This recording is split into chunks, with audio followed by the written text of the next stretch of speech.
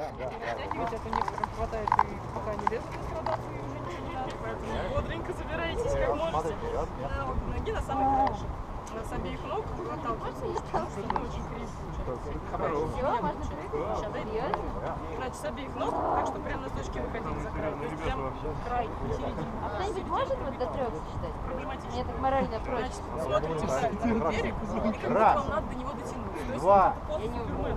Три. Вам туда Пошла. надо горизонтально.